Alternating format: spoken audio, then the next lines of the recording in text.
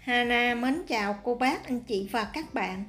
Tuần này, Hana xin gửi tới cô bác, anh chị và các bạn một món bánh mới được kết hợp từ hai loại bánh của người Việt và của người Hoa. Lớp vỏ bên ngoài sau khi chiên xong bong xù lên những hoa văn trân châu, trông rất là đẹp mắt. Bánh có lớp vỏ giòn nhưng mà bên trong lại mềm dai. Phần nhân thì đậm đà, ăn rất là lạ miệng. Để chuẩn bị phần bột thì mình sẽ nấu sôi 120ml nước. Khi nước sôi thì mình sẽ tắt bếp. Bắt son nước ra ngoài, lập tức cho vào 100g bột tăng mi và trộn đều lên.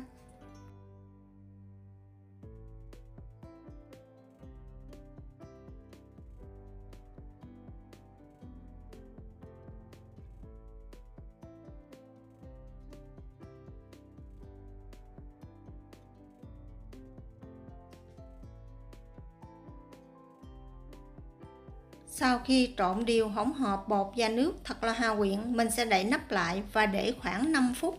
Trong khi chờ bột nở, mình sẽ chuẩn bị phần bột kế tiếp. Bột nếp thì mình dùng 300g, 1/2 muỗng cà phê muối và 70g đường cát loại hạt nhuyễn. Mình sẽ rây đều phần hỗn hợp này.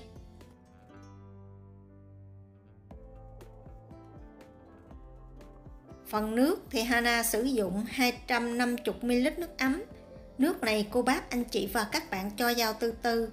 Mình vừa cho, mình vừa trộn cho tới khi bột và nước thật là hòa quyện. Cô bác, anh chị và các bạn đừng cho vào một lần, kẻo bột bị nhão.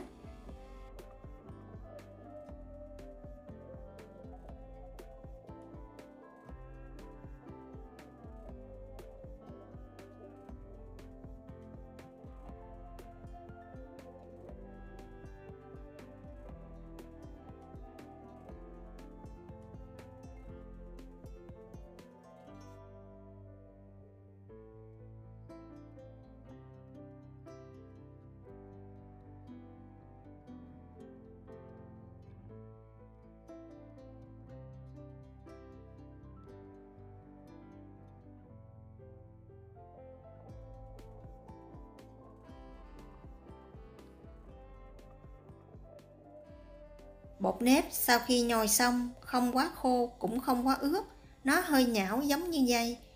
Nhưng mà không sao, bây giờ mình sẽ cho hết phần bột tàng mì lúc nãy mình trộn sẵn vào. Lúc này bột tàng mì vẫn còn nóng ấm. Mình tiếp tục trộn cho tới khi hỗn hợp bột thật là hòa quyện với nhau. Phần này cô bác, anh chị và các bạn nhớ trộn kỹ khoảng 5 phút.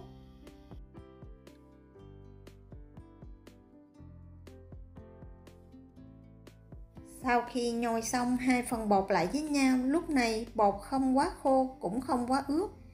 Bột đạt là khi mình vo viên ấn dẹp, phần bột này không bị nứt.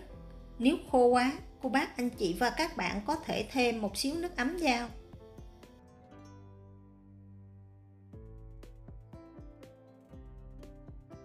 Sau khi trộn hai loại bột xong thì mình sẽ thêm vào 70g mỡ loại đông đặc. Phần mỡ này cô bác, anh chị và các bạn mình sẽ để mềm nhưng mà không bị chảy. Tiếp tục trộn cho tới khi hỗn hợp thật là hòa quyện với nhau. Mình cũng trộn khoảng 5 phút. Phần này cô bác, anh chị và các bạn nhớ trộn cho kỹ. Vì nếu mà mình trộn không kỹ, chỗ có mỡ nhiều, chỗ mỡ ít, vỏ bánh sẽ nở không đều và không đẹp. Cuối cùng mình sẽ cho bột này vào túi ni lông bọc kín lại và cho vào tủ lạnh để ít nhất là 3 tiếng để cho bột nở, giúp cho việc tạo hình được dễ dàng hơn. Trong thời gian chờ bột nghỉ thì mình sẽ đi chuẩn bị phần nhân. Phần nhân hôm nay Hana sử dụng thêm đậu xanh. Mình sẽ dùng 40g đậu xanh ca. Sau khi ngâm với nước ấm khoảng 1 tiếng, vo lại cho thật là sạch, cho vào nồi. Thêm vào 1/4 muỗng cà phê muối, 400ml nước bắt lên bếp nấu sôi.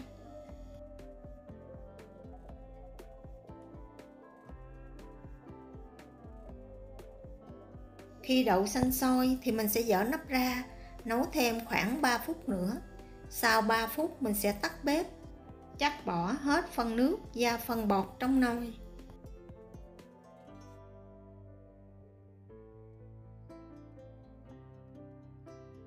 Cho son đậu trở lại bếp, dàn đều ra, Mình sẽ hạ lửa nhỏ nhất và nấu khoảng 5 phút nữa, hoặc cho tới khi đậu xanh mềm thì mình tắt bếp và để cho thật là nguội.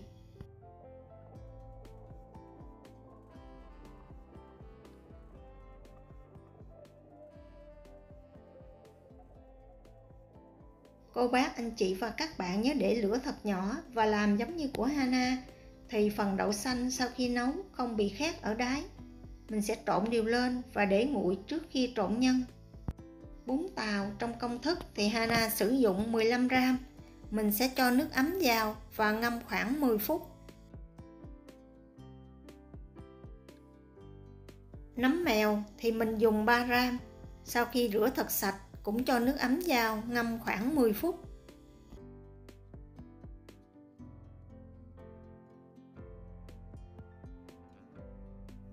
Sau 10 phút, mình sẽ đem nấm với bún rửa lại thật sạch và để cho thật là ráo nước.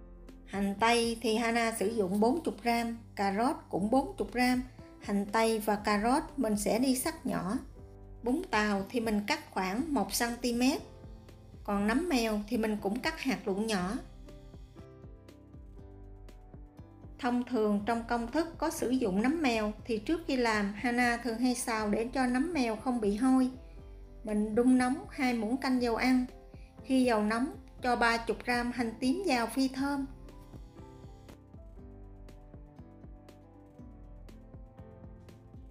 Khi hành vàng và có mùi thơm thì mình sẽ cho hết phần nấm mèo cắt lúc nãy vào, đảo đều khoảng 1 phút.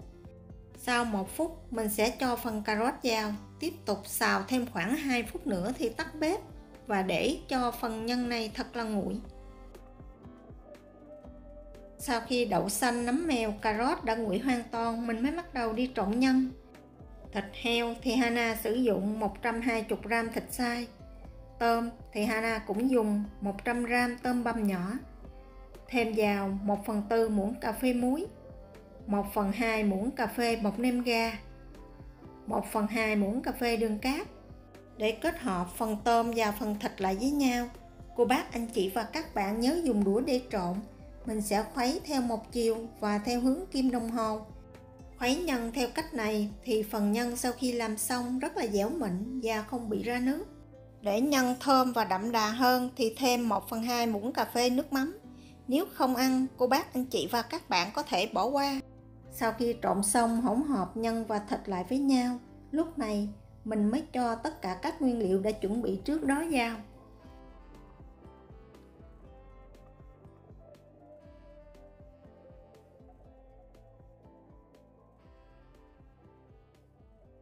Để giúp phần nhân thơm ngon hơn thì Hana thêm vào 30 gram hành lá cắt nhỏ và 1 muỗng cà phê tiêu hạt. Tiêu này cô bác, anh chị và các bạn đập dập sẽ thơm và ngon hơn là mình dùng tiêu xay. Lúc này mình mới dùng tay trộn đều phần hỗn hợp nhân cho thật là hòa quyện với nhau. Nhân sau khi trộn xong rất là dẻo mịn và khô ráo. Bọc kín tô nhân lại để trong tủ lạnh.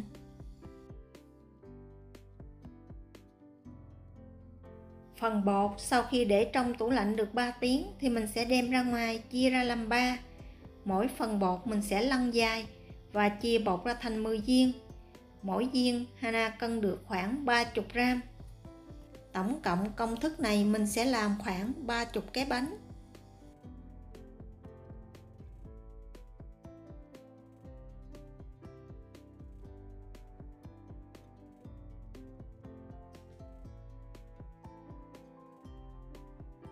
Sau khi chia bột xong, mình sẽ gio từng viên bột lại và cho vào hộp đậy kín.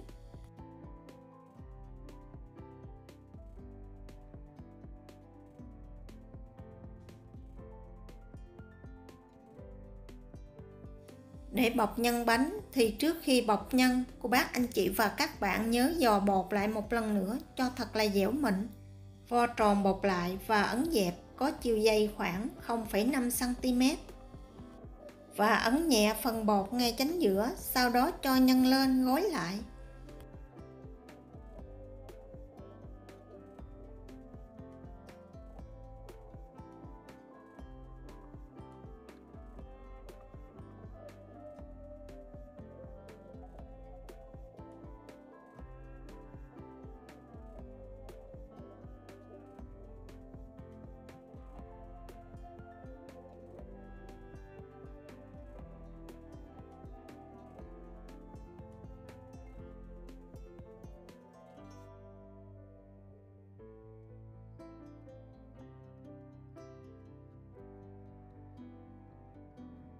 Bánh sau khi tạo hình xong, cô bác anh chị và các bạn nhớ để lên một miếng giấy nến. Vì nếu mà mình không để một chút bột bánh dính xuống mâm mình lấy lên, phần bánh dễ bị rách và dễ bị xì nhân ra ngoài. Mình cũng có thể vừa làm vừa chiên bánh. Mình làm một ít, mình chiên. Trong thời gian chiên mình sẽ tạo hình tiếp. Hoặc là cô bác anh chị và các bạn tạo hình một lần, sau đó đậy kính lại và bắt đầu chiên. Phần bánh này mình sẽ chiên ngập dầu, nên mình không chiên bằng chảo, mà mình sẽ dùng son để tiết kiệm dầu. Thử dầu bằng cách nhúng đũa dao, dầu sôi là đạt. Hoặc là mình cho một ít bột dao, bột bánh nổi lên trên mặt dầu. Bây giờ mình sẽ tắt lửa và cho từ từ bánh vào. Phần bánh cô bác anh chị và các bạn đừng bỏ vào nhiều quá, tùy theo kích cỡ của cái nồi mà mình bỏ, chừa khoảng cách để một chút cho bánh nở.